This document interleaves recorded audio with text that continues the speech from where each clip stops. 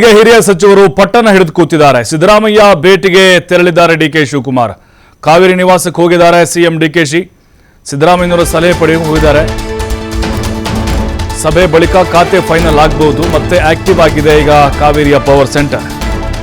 ಮಾಜಿ ಸಿಎಂ ಸಿದ್ದರಾಮಯ್ಯ ನಿವಾಸಕ್ಕೆ ಹೋಗಿದ್ದಾರೆ ಸಿಎಂ ಡಿಕೆ ಶಿವಕುಮಾರ್.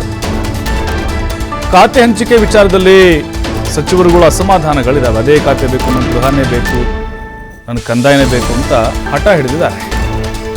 ಸಚಿವರ ಮನವೊಲಿಕೆ ಮಾಡುವಂಥ ಕಸರತ್ತಿಗೆ ಈಗ ಡಿಕೆ ಶಿವಕುಮಾರ್ ಮುಂದಾಗಿದ್ದಾರೆ. ಸಿದ್ದರಾಮಯ್ಯನವರ ಭೇಟಿಗೆ ಮುಂದಾಗಿದ್ದಾರೆ. ಭೇಟಿಯಾಗಿದ್ದಾರೆ, ಆಲ್ರೆಡಿ ಸಲಹೆ ಪಡಿತಾ ಇದ್ದಾರೆ. ಏನು ಸಲಹೆ ಕೊಡ್ತಾರೆ ಹಾಗಾದ್ರೆ ಸಿದ್ದರಾಮಯ್ಯನವರು? ಅವ್ರಿಗೆ ಬಹಳ ಅನುಭವ ಇದೆ. ಯಾಕಂದರೆ 2 ಬಾರಿ ಮುಖ್ಯಮಂತ್ರಿ ಆದಂಥವ್ರು, 8 ವರ್ಷಗಳ ಕಾಲ ಯಾರನ್ನ ಹೆಂಗೆ ಮನವೊಲಿಸಬೇಕು, ಯಾರಿಗೆ ಹೆಂಗೆ ಮಾತಾಡಬೇಕು, ಯಾರು ಯಾವ ಖಾತೆ ಮೇಲೆ ಕಣ್ಣಿಟ್ಟಿದ್ದಾರೆ ಅವ್ರಿಗೆ ಯಾವ ಭರವಸೆ ಕೊಡಬೇಕು. ಸಿದ್ದರಾಮಯ್ಯ ಸಂಪುಟದಲ್ಲಿ ಅಸಮಾಧಾನ ಇಲ್ಲವೇ ಇಲ್ಲ ಅಂತ ಏನಿಲ್ಲ, ಇತ್ತು. ಬಟ್ ದೊಡ್ಡ ಪ್ರಮಾಣದಲ್ಲಿ ಏನಿರಲಿಲ್ಲ. ಬಹಿರಂಗವಾಗಿ ಯಾರು ಹೇಳ್ಕೊಳ್ತಿರಲಿಲ್ಲ. ಸಿದ್ದರಾಮಯ್ಯನವರು ಕರೆಸಿ ಮಾತಾಡ್ತಿದ್ರು. ಮುಂದಿನ ದಿನಗಳಲ್ಲಿ ಭರವಸೆ ಕೊಡ್ತೀವಿ ಅಂತ ಹೇಳಿ ಕಳಿಸ್ತಿದ್ರು ಅವರಿಗೆ. ಮತ್ತು ಅವರು ಅರ್ಹತೆ ಆಧಾರದ ಮೇಲೆ ಮತ್ತು ಅವರ ಅನುಭವದ ಆಧಾರದ ಮೇಲೆ ಖಾತೆಗಳನ್ನು ಹಂಚಿಕೆ ಮಾಡ್ತಾಯಿದ್ರು. ಈಗ ಡಿ ಕೆ ಶಿವಕುಮಾರ್ ಅವ್ರಿಗೆ ಅದು ಕಗ್ಗಂಟಾಗ್ಬಿಟ್ಟಿದೆ, ಸವಾಲಂತ ಹೇಳ್ಬೋದು. ಈಗ ಅವ್ರು ಕೇಳಿದಿರೋದನ್ನು ಕೊಡದೇ ಇದ್ದರೆ ಮತ್ತು ಅವ್ರ ಕೆಂಗಣ್ಣಿಗೆ ಗುರಿ ಆಗಬೇಕಾಗತ್ತೆ. ಮುಂದಿನ ಚುನಾವಣೆ ಮೇಲೆ ಮತ್ತೆ ಅದು ಪರಿಣಾಮ ಬೀರ್ಬೋದು ಅಂತ ಅವ್ರದ್ದು. ಜೊತೆಗೆ ಈಗ ತಾಳ್ಮೆಯನ್ನು ಕಾಯ್ದುಕೊಳ್ಬೇಕು. ಅವರು ಗರಂ ಆಗು ಕೂಡ ಮಾತಾಡೋಕ್ಕಾಗೋದಿಲ್ಲ. ಯಾಕೆಂದರೆ ಅವ್ರ ವಿಶ್ವಾಸ ಬೇಕೇ ಬೇಕು ಸಚಿವರುಗಳದ್ದು.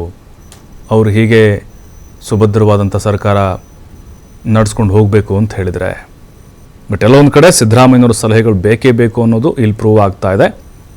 ಮತ್ತು ಸಿದ್ದರಾಮಯ್ಯನವರ ಮಾರ್ಗದರ್ಶನ ಡಿ ಕೆ ಶಿವಕುಮಾರ್ ಅವರಿಗೆ ಅದು ನಿರಂತರವಾಗಿ ಅವರ ಅಧಿಕಾರದಲ್ಲಿರೋವರೆಗೂ ಅವಶ್ಯಕತೆ ಇದೆ ಅನ್ನೋದನ್ನು ಈ ಒಂದು ಬೆಳವಣಿಗೆ ತೋರಿಸ್ತಾ ಇದೆ. ಮತ್ತಷ್ಟು ಮಾಹಿತಿ ನಮ್ಮ ಪ್ರತಿನಿಧಿ ರಾಕೇಶ್ ನೀಡ್ತಾರೆ. ರಾಕೇಶ್, ಅಧಿಕಾರದಲ್ಲಿದ್ದಾಗಲೂ ಪವರ್ ಸೆಂಟರ್ ಆಗಿತ್ತು. ಅಧಿಕಾರಿಗಳಿಂದ ಕೆಳಗಿಳಿದ ಮೇಲೂ ಕೂಡ ಈಗ ಶಕ್ತಿ ಕೇಂದ್ರ ಆಗಿದೆ ಕಾವೇರಿ. ಸಿದ್ದರಾಮಯ್ಯನವರ ಮನೆ. ಈಗ ಡಿ ಕೆ ಶಿವಕುಮಾರ್ ಅವ್ರಿಗೆ ಯಾವ ಸಲಹೆ ಕೊಡ್ತಾ ಇದ್ದಾರೆ ಮತ್ತು ಅವರ ಅನುಭವ, ಅವರ ಮಾರ್ಗದರ್ಶನ ಡಿ ಕೆ ಶಿವಕುಮಾರ್ ಅವರಿಗೆ ಎಷ್ಟು ಅವಶ್ಯಕತೆ ಇದೆ ಅನ್ನೋದನ್ನ ಈ ಬೆಳವಣಿಗೆ ತೋರಿಸ್ತಿದೆ ಅಂತ ಹೇಳಿ.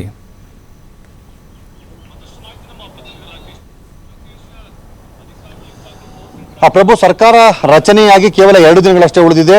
2 ದಿನಗಳ ಅವಧಿಯಲ್ಲಿ ಸರ್ಕಾರದಲ್ಲಿ ನಿಧಾನಕ್ಕೆ ಕಾವೇರಿದ ವಾತಾವರಣ ನಿರ್ಮಾಣ ಆಗ್ತಾ ಇದೆ.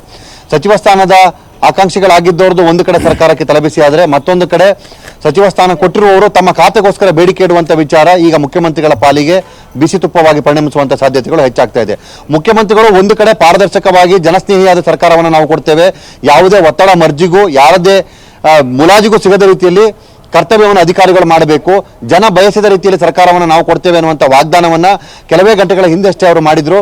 ಅದರ ಜೊತೆಗೆ ಸರ್ಕಾರವನ್ನು ಜನರ ಮನೆ ಬಾಗಿಲಿಗೆ ತೆಗೆದುಕೊಂಡು ಹೋಗ್ತೇವೆ, ಆ ರೀತಿಯಾದಂತಹ ಅಭಿವೃದ್ಧಿ ಕಾರ್ಯಗಳನ್ನು ಮಾಡ್ತೇವೆ ಅನ್ನುವಂಥ ಮಾತನ್ನು ಹೇಳ್ಕೊಳ್ತಾ ಇದ್ರು. ಆದರೆ ಆ ಅಭಿವೃದ್ಧಿ ಕಾರ್ಯದ ಜೊತೆಗೆ ಸಾಗಬೇಕಾದಂಥ ಸನ್ನಿವೇಶದಲ್ಲಿ ಅವರಿಗೆ ಕೈ ಜೋಡಿಸುವಂತಹ ಸಚಿವರು ಮತ್ತು ಅವರ ಸಚಿವ ಸಂಪುಟ ವಲಯದಲ್ಲಿ ಈಗ ಖಾತೆಗಳ ವಿಚಾರದಲ್ಲಿ ಅಸಮಾಧಾನ ಸೃಷ್ಟಿ ಆಗ್ತಾ ಇದೆ. ಆ ವಿಚಾರಕ್ಕೆ ಸಂಬಂಧಪಟ್ಟ ಹಾಗೆ ಮತ್ತೆ ಮರಳಿ ಮಾಜಿ ಸಿಎಂ ಸಿದ್ದರಾಮಯ್ಯನವರ ಮಾರ್ಗದರ್ಶನವನ್ನು ಪಡೆಯುವಂಥ ಅನಿವಾರ್ಯತೆಯನ್ನು ಈಗ ಸಿಎಂ ಅವರಿಗೆ ಸೃಷ್ಟಿ ಮಾಡುವಂತಹ ವಾತಾವರಣ ನಿರ್ಮಾಣ ಆಗಿದೆ. ಈಗಾಗಲೇ ಮುಖ್ಯಮಂತ್ರಿಗಳ ಜೊತೆಗೆ ಪದಗ್ರಹಣ ಮಾಡಿರುವಂತಹ ಸಚಿವರುಗಳು ತಮಗೆ ಖಾತೆಗಳನ್ನು ಹಂಚಿಕೆ ಮಾಡುವುದಕ್ಕೆ ಕೇಳಿಕೊಂಡಿದ್ರು ಮುಖ್ಯಮಂತ್ರಿಗಳ ಬಳಿ. ಇವತ್ತು ಸಂಜೆ ಒಳಗಾಗಿ ಅವರಿಗೆ ಖಾತೆ ಹಂಚಿಕೆಯನ್ನು ಮಾಡುವ ವಿಶ್ವಾಸವನ್ನ ಮುಖ್ಯಮಂತ್ರಿಗಳು ಕೂಡ ಕೊಟ್ಟಿದ್ರು. ಆದರೆ ಇದರ ನಡುವೆ ತಾವು ಕೇಳಿದಂತಹ ಖಾತೆ ಸಿಗಲಿಲ್ಲ ಅನ್ನುವಂಥ ಕಾರಣದಿಂದಾಗಿ ಆ ಖಾತೆ ಸಿಗದಿದ್ದರೆ ರಾಜೀನಾಮೆಯನ್ನ ಕೊಡ್ತೇನೆ ಅನ್ನುವಂಥ ಮಾತನ್ನ ಹಿರಿಯ ಸಚಿವರೊಬ್ಬರು ಹೇಳಿದ್ರು ಅನ್ನುವಂಥ ಮಾತು ಕೇಳಿ ಬರ್ತಾ ಇತ್ತು. ಈಗ ಆ ವಿಚಾರ ತೀವ್ರತೆಯನ್ನು ಪಡೆದುಕೊಂಡಿದೆ. ಆ ಹಿನ್ನೆಲೆಯಲ್ಲಿ ಮಾಜಿ ಮುಖ್ಯಮಂತ್ರಿ ಸಿದ್ದರಾಮಯ್ಯನವರ ನಿವಾಸಕ್ಕೆ ಡಿ ಕೆ ಶಿವಕುಮಾರ್ ಅವರು ಕೆಲವೇ ಕ್ಷಣಗಳ ಹಿಂದಷ್ಟೇ ತೆರಳಿ ಮಾತುಕತೆಯನ್ನು ನಡೆಸ್ತಾ ಇದ್ದಾರೆ. ಹಿಂದಿನ ಸಚಿವ ಸಂಪುಟದಲ್ಲಿ ಪ್ರಭಾವಿ ಮಂತ್ರಿಯಾಗಿ ಕೆಲಸ ಮಾಡಿದಂತಹ ಆ ಸಚಿವರ ಮನವೊಲಿಕೆಗೆ ಸಿದ್ದರಾಮಯ್ಯನವರ ಮಾರ್ಗದರ್ಶನವನ್ನು ಪಡೆಯುವುದಕ್ಕೆ ಅವರು ತೆರಳಿದ್ದಾರೆ ಅನ್ನುವಂತಹ ವಿಚಾರ ಈಗ ಅಂದ್ರೆ ಮಾಹಿತಿ ಕೂಡ ಅಲ್ಲಿಂದ ಸಿಕ್ಕಿದೆ. ಸದ್ಯದ ಪರಿಸ್ಥಿತಿಯಲ್ಲಿ ಮುಖ್ಯಮಂತ್ರಿಗಳು ಮತ್ತು ಮಾಜಿ ಮುಖ್ಯಮಂತ್ರಿಗಳು ಇಬ್ಬರು ಕಲೆತು ಸಾಗಿದಾಗ ಮಾತ್ರ ಸರ್ಕಾರ ಸುಭದ್ರವಾಗಿ ಹೋಗ್ಲಿಕ್ಕೆ ಸಾಧ್ಯ ಅನ್ನುವಂಥ ಹಿಂದೆ ಮಾತೇನಿತ್ತು, ಅದು ಅಕ್ಷರಶಃ ನಿಜವಾಗುವಂಥ ಸನ್ನಿವೇಶ ನಿರ್ಮಾಣ ಆಗ್ತಾ ಇದೆ. ಸಿದ್ದರಾಮಯ್ಯನವರ ಮುಖಾಂತರ ಮುನಿಸಿಕೊಂಡಿರುವಂತಹ ಸಚಿವರ ಜೊತೆ ಮಾತುಕತೆಯನ್ನು ಮಾಡಿ ಅವರನ್ನ ಸಮಾಧಾನ ಮಾಡಿ ಅವರಲ್ಲಿರುವಂತಹ ಬೇಸರವನ್ನು ತೊಡೆಸುವಂತ ಪ್ರಯತ್ನವನ್ನ ಮಾಡ್ತಿದ್ದಾರೆ. ಅಥವಾ ಒಂದು ವೇಳೆ ಅದಾಗದಿದ್ದಲ್ಲಿ ಅವರಿಗೆ ಪರ್ಯಾಯವಾಗಿ ಮತ್ತಿನ್ನೇನು ಮಾಡಬಹುದು ಅಥವಾ ಅವರೇ ಕೇಳಿದ ಖಾತೆಯನ್ನು ಕೊಡುವುದಕ್ಕೆ ಒಪ್ಪಿಗೆಯನ್ನು ಕೊಡಬೇಕಾ ಅನ್ನುವ ವಿಚಾರದಲ್ಲಿ ನಡೆಯುತ್ತಿರುವಂತಹ ಚರ್ಚೆ ಇನ್ನಷ್ಟು ಅಂದ್ರೆ ಆ ಚರ್ಚೆಯ ವಿಚಾರ ಮುಂದಕ್ಕೆ ಹೋಗುವಂತ ಸಾಧ್ಯತೆಗಳು ಕೂಡ ಇದೆ. ಒಟ್ಟಿನಲ್ಲಿ ಖಾತೆ ಹಂಚಿಕೆ ವಿಚಾರದಲ್ಲಿ ಆದಷ್ಟು ಬೇಗ ಅದನ್ನ ಪೂರ್ಣ ಪ್ರಮಾಣದಲ್ಲಿ ಡಿಕ್ಲೇರ್ ಮಾಡದೇ ಇದ್ದಲ್ಲಿ ಮುಖ್ಯಮಂತ್ರಿಗಳಿಗೆ ಆಡಳಿತ ನಡೆಸುವ ವಿಚಾರದಲ್ಲಿ ಆರಂಭಿಕವಾಗಿ ಅಡೆತಡೆಗಳು ಎದುರಾಗುವಂತ ಸಾಧ್ಯತೆಗಳು ಕೂಡ ಇದೆ. ಸಂಜೆ ವೇಳೆಗೆ ಅವರೇ ಹೇಳಿದಂತೆ ಹೊತ್ತು ಮೂಡುವುದಕ್ಕಿಂತ ಮುಂಚೆ ಸಚಿವ ಸ್ಥಾನದವರಿಗೆ ಖಾತೆ ಹಂಚಿಕೆಯನ್ನು ಮಾಡಿಕೊಟ್ರೆ ಮುಂದೆ ಯಾವುದೇ ರೀತಿ ಸಮಸ್ಯೆ ಆಗದ ರೀತಿಯಲ್ಲಿ ಅಥವಾ ಅಸಮಾಧಾನದ ವ್ಯವಸ್ಥೆ ಕೇಳಿ ಬಂದರೂ ಕೂಡ ಅದನ್ನ ತಣಿಸುವಂತ ಅವಕಾಶ ಕೂಡ ಸಿಗುತ್ತೆ. ಪದೇ ಪದೇ ಸಚಿವ ಸ್ಥಾನಕ್ಕಾಗಿ ಬೇಡಿಕೆ ಇಡ್ತಿರುವಂತಹ ಶಾಸಕರು ಕೂಡ ಈಗ ಕ್ಯೂ ಅಲ್ಲಿ ಇರೋದ್ರಿಂದಾಗಿ ಈಗ ಅಸಮಾಧಾನ ತೋರಿಸುವಂತ ಸನ್ನಿವೇಶವನ್ನು ಯಾರಾದರೂ ನಿರ್ಮಾಣ ಮಾಡಿಕೊಂಡ್ರೆ ಅವರಿಗೆ ಸಿಕ್ಕಿರುವ ಅವಕಾಶವು ಕೈತಪ್ಪಿ ಹೋಗಬಹುದು ಅನ್ನುವಂತಹ ಸಂದೇಶವನ್ನು ಮುಖ್ಯಮಂತ್ರಿಗಳು ಕೊಡುವುದಕ್ಕೂ ಕೂಡ ಅವಕಾಶ ಇದೆ.